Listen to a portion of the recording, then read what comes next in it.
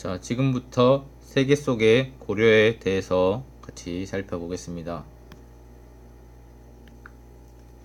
자, 고려는 후삼국 통일 이후 안정을 이룬 고려는 다른 나라와 싸우기도 했지만 평화적인 관계를 이어가려고 노력했어요. 자, 고려가 주변 나라들과 교류하려고 한 이 까닭은 무엇일까? 뭐가 있을까? 뭐 이런 거 살펴봅시다. 저 위에 동영상을 본 사람들 알겠지만 거란과 고려는 관계가 어때? 안 좋았어요. 왜냐? 거란이 원래 여기 있던 나라가 뭐죠? 여기 있던 나라? 그렇죠. 발해죠. 발해를 거란이 멸망시켰습니다. 근데 발해 사람들은 고구려의 후손이고 고려 사람들도 고구려의 후손이죠. 후손인 사람들이 있었어요. 자, 그래서 발해에서 발해가 멸망하고 난 사람들이 고려로 건너왔습니다. 그럼 당연히 고려는 어떻게 거란을 싫어하겠죠. 근데 거란은 당시에 고려를 친하게 지내고 싶어 했어요. 그래서 위에 동영상에서 본 대로 낙타를 선물로 줬습니다. 잘 지내보자. 근데 고려의 태조 왕건이 그 낙타를 어떻게? 낙타 50피를 묶어서 다리 밑에 묶어서 다 굶겨 죽였어요. 그래서 거란 또한 고려를 싫어하게 돼서 3번 침입을 합니다. 자, 여진은 이 당시에는 초기에는 이쪽에 있었어요. 이렇게 고려 위쪽에. 일부는 고려를 좋아하기도 했지만 일부는 고려를 싫어했어요. 그래서 여진과 고려 관계는 안 좋았다. 왜냐면 여기 싫어하는 여진족들이 고려를 약탈하곤 했으니까 고려 입장에서는 당연히 여진을 싫어했겠죠. 자, 송나라와 고려는 어떨까? 송나라와 고려는 관계가 무척 좋았어요. 왜냐? 직접적으로 영토가 이렇게 여긴 전부 거란 땅입니다.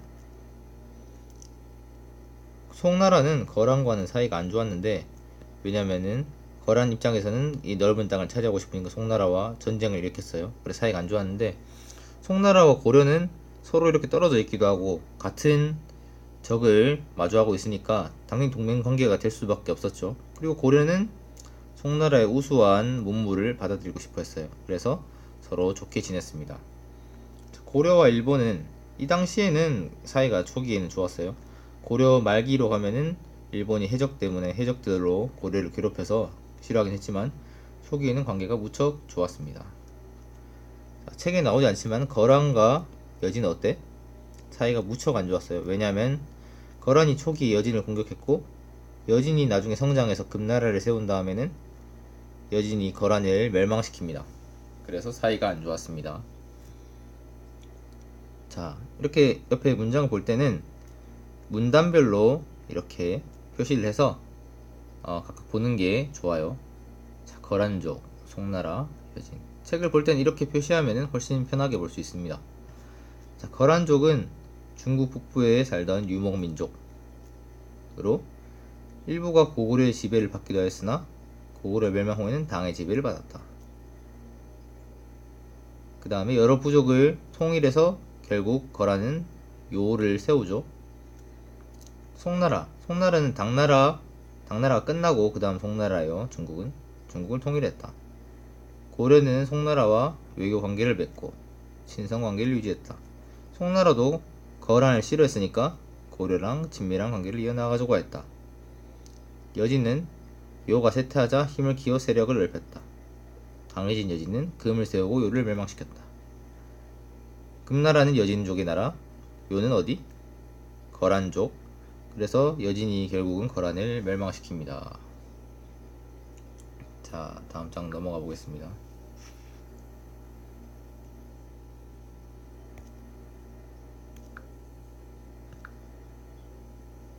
자, 고려의 무역항은 국제무역항은 병란도. 이 장에서는 무역 활동에 대해서 살펴볼 거예요.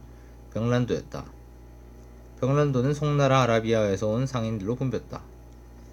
자, 여기서 지도를 같이 봅시다.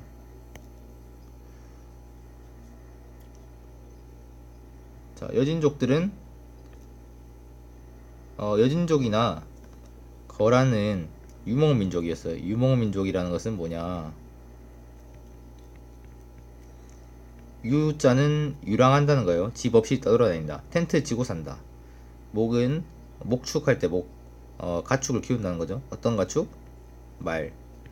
그 말을 타고 다니면서 이렇게 이 황량한 사막을 이렇게 횡단하면서 살던 민족인 양이나 말을 키우면서 말 우유나 양 우유 이런 걸 먹고 살았겠죠. 그런 민족이었는데 거란 같은 경우에는 힘을 키워서 요라는 나라를 만들죠. 어쨌든 나라를 만들었다 하더라도 큰 기술이 없었기 때문에 자원 같은 거 없었어요. 그래서 여진이나 거란은 은, 모피, 말 등을 고려해주고 자기들도 이제 농사를 지어봐야겠다 해서 농기구, 곡식, 문방구, 농기구, 곡식, 포목. 포목이라는 것은 나무 같은 거예요. 윗지방에 나무가 없으니까. 문방구라는 것은 붓, 벼루, 먹, 뭐 이런 것들, 연적이라는 것은 물을 따르는 어떤 그릇을 말해요. 그런 것들을 수입을 했죠. 이렇게. 자, 고려는 그러면 송나라와 가장 교역을 많이 했죠. 송나라와는 고려는 송나라에게 금은 나든칠기. 왜냐 금은 그 당시에 거의 돈이었으니까. 나든칠기는 오칠을 한 어떤 컵이나 아니면 뭐 닭이나 뭐 이런 것들을 의미해요. 화문석, 그리고 인삼, 종이먹 뭐 이런 것들을 수출했어요. 나든칠기에 대해서 조금 더 설명하면 오칠을 한 다음에 여기다가 전복 껍데기를 붙이는 거예요. 전복 껍데기 본 적 있어요? 전복 껍데기 뒷면이 되게 빛이 나면서 멋있어요. 그거를 예쁘게 붙인 걸 나단칠기를 하는데 오늘날 집에 가끔 보면은 나단칠기로 된 장롱이 있는 걸 볼 수 있을 거예요. 자, 송나라는 비단, 약재, 서적, 자기. 이 당시 비단 되게 만들기 힘든 거였어요. 그리고 또한 약재도 약재적 지식이 있어야 했고, 서적은 책은 이 당시에 만드는데 사람이 직접 써야 되기 때문에 1년에서 3년 정도 이렇게 걸렸어요. 되게 오래. 그래서 오늘날의 집이랑 가격이 비슷했다고 생각하면 돼요. 그것도 좋은 집. 이 당시에 뭐 기와집이나 책이나 가격이 비슷했겠죠. 자기 같은 경우에는 도자기. 고려도 자기가 좋았지만 초기에는 송나라의 자기가 훨씬 좋았습니다. 아라비아 상인들도 왔죠. 아라비아 상인들에게 금은 비단을 이렇게 수입한 비단이나 고려에서 만든 비단을 주고, 수은, 향료, 산호. 산호는 여러분들이 아는 산호초예요. 열대 바다에서 나죠. 우리나라에 없으니까 이걸 수입했고 장식용으로 수입한 거예요. 향료는 이런 이슬람 국가들에서 나오는 거의 향료예요. 우리나라에는 거의 없죠. 그래서 귀족층들이 사용하기 위해서 이런 것들을 수입했고, 그리고 일본과는 어떤 걸 교역했을까? 유황, 수은. 일본은 어때? 화산이 많죠? 화산이 많죠?